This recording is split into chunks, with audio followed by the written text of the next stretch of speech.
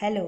ನಾನಿವತ್ತು ಕರಾವಳಿ ಭಾಗದಲ್ಲಿ, ಅದರಲ್ಲೂ ನಮ್ಮ ಉತ್ತರ ಕನ್ನಡ ಜಿಲ್ಲೆ ಹವ್ಯಕರ ಮನೆಗಳಲ್ಲಿ ಮಾಡುವಂತಹ ಕಡ್ಗಾಯಿ ಉಪ್ಪಿನಕಾಯಿ ಮಾಡೋದನ್ನು ತೋರಿಸ್ತಾ ಇದ್ದೆ. ಇದು ಭಾರಿ ಬೆಸ್ಟ್ ಆಗ್ತು ಮಜ್ಜಿಗೆ ಅನ್ನದ ಜೊತೆಗೆ. ಹಾಗೆ ಬೇಕಾದ್ರೆ ಅನ್ನಕ್ಕೆ ಬೇಕಾದರೂ ಹಿಂಗೆ ಕಲಿಸ್ಕೊಂಡು ಊಟ ಮಾಡ್ಲಕ್ಕೂ, ಏನಾದರೂ ಪದಾರ್ಥ ಎಲ್ಲ ಊಟ ಮಾಡೋದು ಬೇಜಾರಾದಾಗ ನೋಡುವ ಇವತ್ತು ಮಾಡೋದು ಹೆಂಗೆ ನೋಡುವನಾ. Welcome to go green so green. ಒಂದು 7-8-10 ಮಾವಿನಕಾಯಿ ತಗೊಂಡೆ. ಇದು ಅಷ್ಟೆಲ್ಲ ದೊಡ್ಡಕ್ಕಿಲ್ಲ, ಆದರೆ ದೊಡ್ಡ ದೊಡ್ಡ ಖಂಡಿದ್ದದ್ದಾದರೆ ರಾಶಿ ಚಲೋ ಆಗ್ತು. ಅಂದರೆ ಅದ್ರ ತಿಕ್ಕಾಗಿರೋ ಆವಾಗ ಉಪ್ಪಿನಕಾಯಿ ಮಾಡೋದು ಭಾರಿ ಮಸ್ತಾಗ್ತು. ಇದು ತಕ್ಕ ಮಟ್ಟಿಗೆ ಇದ್ದಿತ್ತು ನನಗೆ ಸಿಕ್ಕದ್ದು ಈ ಸತಿ ಈ ಥರ ಮಾವಿನಕಾಯಿ. ನಾನು ಎಂತ ಮಾಡಿದೆ, ಇದನ್ನೆಲ್ಲ ಕ್ಲೀನಾಗಿ ತೊಳ್ಕೊಂಡು ನೀಟಾಗಿ ಒರೆಸಿಟ್ಕೊಂಡೆ. ಒಂದು ಸ್ವಲ್ಪ ಕೂಡ ನೀರಿಪ್ಲಕ್ಕಾಗ, ನೀರಿದ್ದರೆ ಹಾಳಾಗೋಗ್ತು ಉಪ್ಪಿನಕಾಯಿ. ಇದು 1 ವರ್ಷ ಇಟ್ಟರು ಕೆಡ್ತಿಲ್ಲ ಈ ಉಪ್ಪಿನಕಾಯಿ. ನೋಡಿ, ನಾನು ಒಂದು ದೊಡ್ಡ ಸೌಟಲ್ಲಿ 1-2 ಸೌಟಪ್ಪಷ್ಟು ಉಪ್ಪು ತಗೊಂಡೆ. ಹಾಗೆ ಈ ಉಪ್ಪನ್ನು ಬಿಸಿ ಮಾಡ್ಕೊತಾ ಇದ್ದೆ. ಈ ಉಪ್ಪನ್ನು ಸ್ವಲ್ಪ ಈ ನೀರಿನ ಅಂಶ ಹೋಪಲ್ಲಿವರೆಗೆ ಬಿಸಿ ಮಾಡ್ಕೊಂಡ್ರೆ ಸಾಕು. ಇಲ್ಲ ಅಂದರೆ ಬಿಸಿಲಲ್ಲಿಟ್ಟು ಒಣಗಿಸ್ಕೊಂಡ್ರು 1-2 ತಾಸು ಇಟ್ಟರೆ ಬಿಸಿಲಲ್ಲಿಟ್ಟರು ಒಣಗೋಗ್ತು, ಹೊರ್ಕೊಳ್ಳಳಿಲ್ಲ ಆವಾಗ. ನೋಡಿ, ಈ ರೀತಿ ಜಾಸ್ತಿ ಅಲ್ಲ, ಸ್ವಲ್ಪ ನೀರಿನ ಅಂಶ ಹೋಪೋ ತನಕ ಬಿಸಿ ಮಾಡ್ಕೊಂಡು ಕಡೆಗೆ ಇದನ್ನು ಒಂದು ಮಿಕ್ಸಿ ಜಾರಿಗೆ ಹಾಕಿ ಪೌಡ್ರ್ ಮಾಡಿ ಇಟ್ಕೊಳ್ಳೋ. ನೋಡಿ, ಈ ರೀತಿ ನಾನು, ಯಾಕೆಂದರೆ ಕೆಲವೊಂದು ಈ ಬೆಂಗಳೂರು ಮೈಸೂರು ಕಡೆ ಉಪ್ಪು ಸ್ವಲ್ಪ ಬೇಗ ಕರಗ್ತಿಲ್ಲ. ನಂಗಳದು ಸಾಣೆಕಟ್ಟೆ ಉಪ್ಪಾದರೆ ಬೇಗ ಕರಗೋಗ್ತು, ಅದಕ್ಕೋಸ್ಕರ ಪೌಡ್ರ್ ಮಾಡ್ಕೊತೆ. ನಂತರ ಬಾಣಲೆಯಲ್ಲಿ ಸುಮಾರು 1 ಸೌಟ್ನಷ್ಟು ಸಾಸಿವೆನ, ಅದನ್ನು ಸಹ ಸ್ವಲ್ಪ ಬೆಚ್ಚಗೆ ಮಾಡ್ಕೊಂಡೆ. ಜಾಸ್ತಿ ಹುರಿದೇನು ಬೇಡ ಸಾಸಿವೆನ. ಆದರೆ ಜೀರಿಗೆ ಮಾತ್ರ 2 ಸ್ಪೂನ್ ತಗೊಂಡೆ. ಜೀರಿಗೆ ಮಾತ್ರ ಸ್ವಲ್ಪ ಚೆನ್ನಾಗಿ ಹುರ್ಕೊಳ್ಳೋಕ್ಕಾಗ್ತು. ಜೀರಿಗೆನ ಚೆನ್ನಾಗಿ ಹುರ್ಕೊಳ್ಳಿ.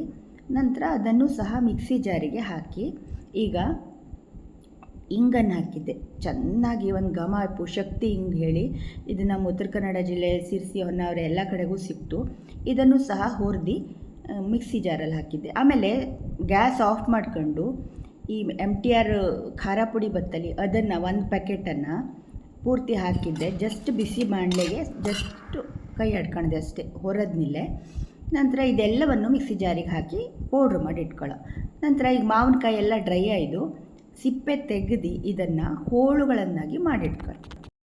ನಾ ಮೊದಲೇ ಹೇಳ್ದಂಗೆ ಸ್ವಲ್ಪ ದಪ್ಪ ಮಾವಿನಕಾಯಿ ಆದರೆ ಈ ಉಪ್ಪಿನಕಾಯಿ ಮಾಡಲೇ ಭಾರಿ ಮಸ್ತಾಗ್ತು. ಅಂದರೆ ಒಳ್ಳೆ ಮಾಂಸ ಕಂಡ ಹೇಳ್ತೀವಲ್ಲಿ ಆ ಥರ ದಪ್ಪಕ್ಕಿರೋ ಈ ಮಾವಿನಕಾಯಿ, ಆವಾಗ ರುಚಿಯಾಗ್ತು. ದೊಡ್ಡ ದೊಡ್ಡ ಹೋಳು ಸಿಗ್ತಲ್ಲ. ನೋಡಿ ಎಷ್ಟು ಸೊನೆ ಇದ್ದು ಈ ಮಾವಿನಕಾಯಲ್ಲಿ.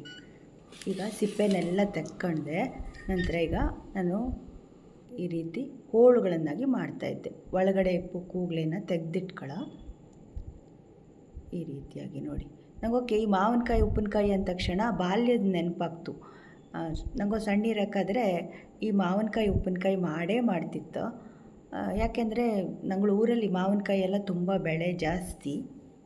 ಬೇಸಿಗೆ ಬಂದ ತಕ್ಷಣ ನಂಗೆ ಸಣ್ಣಿರಕ್ಕರು ಉಪ್ಪಿನಕಾಯಿ ಮಾಡೋದು, ಇದೆಲ್ಲ ಹಪ್ಪಳ ಮಾಡೋದು ಎಲ್ಲ ಭಾಳ ಇರ್ತಿತ್ತು. ಈಗ ಇದೆಲ್ಲ ಮಾಯ ಆಗೋಯ್ದು.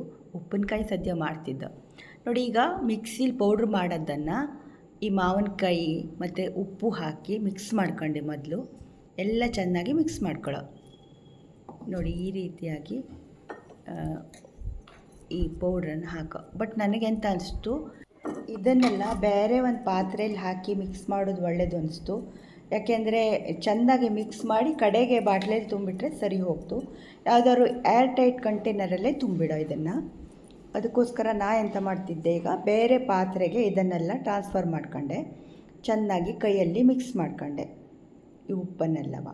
ನಂತರ ಮಸಾಲೆನ ಸಾಸಿವೆ, ಜೀರಿಗೆ, ಇಂಗು, ಒಣಮೆಣಸಿನ್ಕಾಯಿ ಪೌಡ್ರು ಎಲ್ಲ ಮಿಕ್ಸಿ ಮಾಡೋದನ್ನು ಈ ರೀತಿ ಹಾಕಿ ಚೆನ್ನಾಗಿ ಮಿಕ್ಸ್ ಮಾಡ್ಕೊಳ್ಳೋ. ಇದು ಪೂರ್ತಿ ಆರಿರೋ ಮಿಕ್ಸ್ ಮಾಡ್ಕೊಳ್ಳೋಕ್ಕಾದ್ರೆ ಬಿಸಿ ಬಿಸಿನೇ ಯಾವುದೇ ಕಾರಣಕ್ಕೂ ಹಾಕುಲಾಗ. ಬಿಸಿ ಒಗ್ಗರಣೆನಾಗಲಿ ಬಿಸಿ ಪೌಡ್ರಾಗಲಿ ಹಾಕುಲಾಗ, ತಣ್ಣದಿರೋ. ನೋಡಿ, ಈ ರೀತಿ ಈಗ ಒಂದು ಸ್ವಲ್ಪ ಅರಿಶಿನ ಪುಡಿ ಹಾಕಿದ್ದೆ ನಾನು. ಅರಿಶಿನ ಪುಡಿನೂ ಹಾಕಿ ಚೆನ್ನಾಗಿ ಮಿಕ್ಸ್ ಮಾಡಿ. ಈಗ ಇದೆಲ್ಲ ಚೆನ್ನಾಗಿ ಮಿಕ್ಸ್ ಆಯಿತು. ಅಲ್ಲಿ ತನಕ ಈಗ ಒಂದು ಒಗ್ಗರಣೆ ಮಾಡ್ಕೊಂಬ.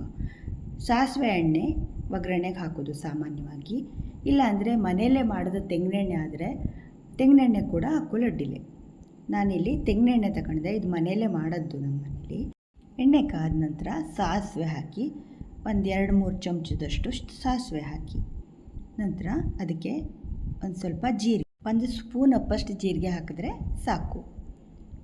ಒಂದು 3-4 ಕಾಳಪ್ಪಷ್ಟು ಮೆಂತೆ, ಚೆನ್ನಾಗಿ ಘಮ ಉಪ್ಪು ಇಂಗು, ಆಮೇಲೆ ಒಂದು 2-3 ಲವಂಗನ ಹಾಕಿ. ಕೆಲವರು ಪೌಡ್ರ್ ಮಾಡೋಲೆ ಹಾಕ್ತಾ ಲವಂಗನ, ನಾನಿಲ್ಲಿ ಒಗ್ಗರಣೆಗೆ ಹಾಕ್ತೆ, ಚಲೋ ಆಗ್ತು. ನಂತರ ಆಫ್ ಮಾಡಿಬಿಡಿ ಗ್ಯಾಸ. ಈಗ ಇದು ಫುಲ್ಲು ತಣಿಯೋ, ಯಾವುದೇ ಕಾರಣಕ್ಕೂ ಬಿಸಿಯಾದ ಒಗ್ಗರಣೆ ಹಾಕಲೇಬೇಡಿ. ಫುಲ್ ಆರಿದ ನಂತರನೇ ಈ ಒಗ್ಗರಣೆನ ಉಪ್ಪಿನಕಾಯಿ ಮೇಲೆ ಈ ರೀತಿ ಹಾಕಿ. ಇಲ್ಲಾಂದರೆ ಬಾಟ್ಲೆ ತುಂಬಿ ಮೇಲಿಂದ ಒಗ್ಗರಣೆ ಹಾಕಿದ್ರೂ ಅಡ್ಡಿಲ್ಲ. ನಾನಾದರೆ ಎಲ್ಲ ಮಿಕ್ಸ್ ಮಾಡೇ ಹಾಕಿಟ್ಬಿಡ್ತೆ.